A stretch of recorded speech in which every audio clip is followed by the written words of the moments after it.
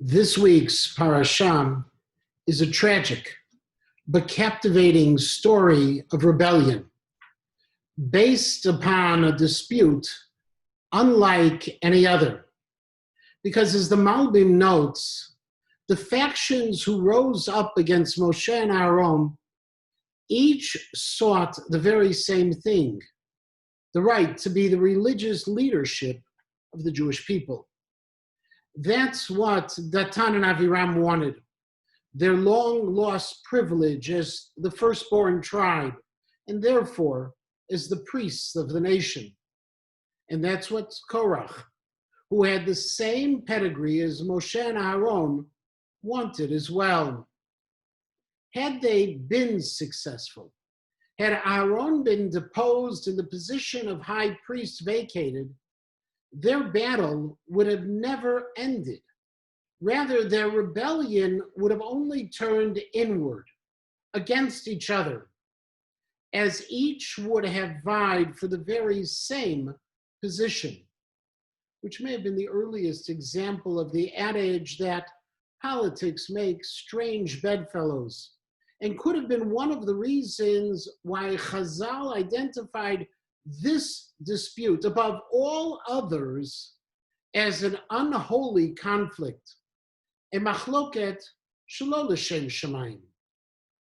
And yet this year, instead of focusing on the better known elements of the story, I want to draw your attention away from them to two twists and turns that surround the Korach story, anomalies which appear so very curious. The first, a halachic ruling based on a phrase in the story, and the second, a theological question that arises following the end of the rebellion. Halachically, the story really doesn't add much, if anything, to the canon of Jewish law.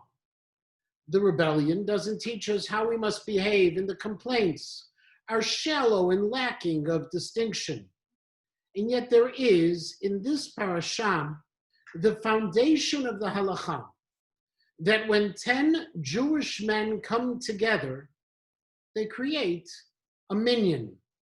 And it all begins when God told Moshe and Aaron to step aside, hibadlu mitoch ha'idam, so that he could destroy the rebels, using two words that Chazal drew upon to connect us to two other episodes.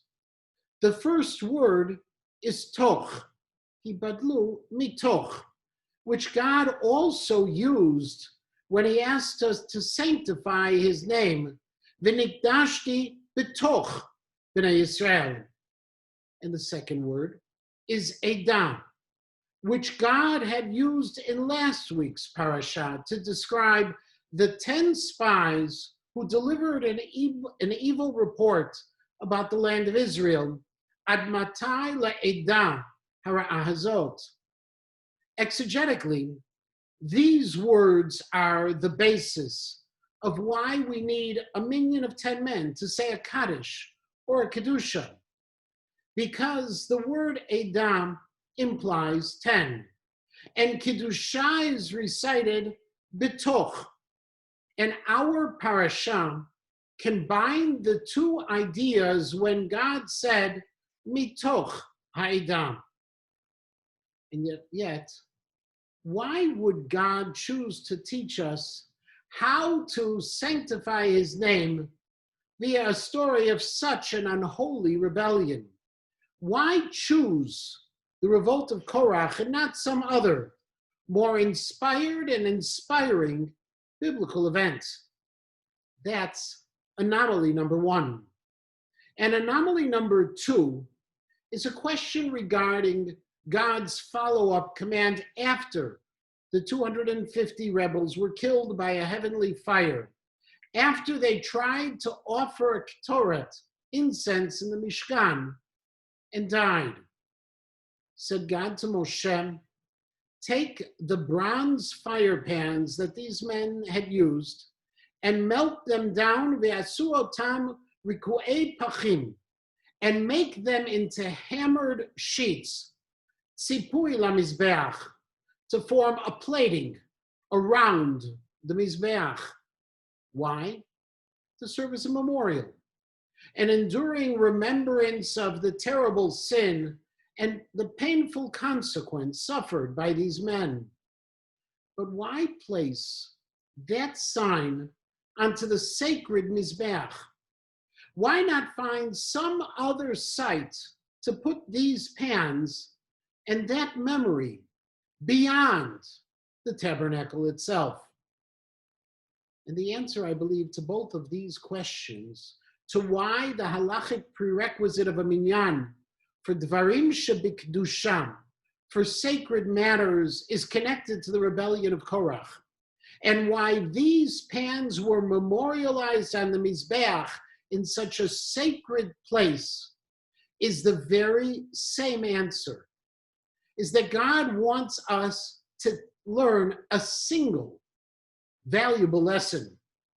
For despite the human tendency to try to compartmentalize all of the actions that we may do into nice, neat boxes as good or bad, sacred or profane, black or white, many, if not most things in life fall somewhere in the middle. Actions that contain both good and bad, whether the balance is right in the middle or 99% of one and only 1% of the other. You see, while the sins of Korach and his compatriots were deserving of a heavenly capital punishment, nevertheless, as the Oznayim LaTorah points out, they did want to serve God. They were men of greatness, and they tried to achieve the divine. Or as the Yismach Moshe Teitelbaum Zatzal once said, all of the Sanhedrin sided with Korach because Korach wanted to share in Kiddusha, and therefore there was an element of good within his desire, which doesn't mean that Korach was righteous, because he wasn't. But HaKadosh Baruch Hu still saw the kernel of good within their actions. And therefore, he taught us the rules of Kiddusha via the story of Korach, and even plated the sacred Mizbeach with the fire pans of those who had died, because God could find some measure of good even in the midst of their horrific, rebellious deeds, which is one of the hardest lessons for us to learn, especially in our day, when people are willing to easily vilify those with whom they disagree, where benefit of the doubt is so often denied, where judgments of others are made with 20/20 hindsight, and where the harsh prism of absolutism overshadows the goodness and greatness of historical figures, people who we once held aloft on a pedestal,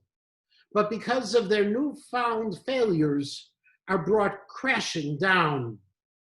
Life is filled with contradictions, and rare is the greatness that does not bear some measure of imperfection or frailty amidst the lives of those we admire.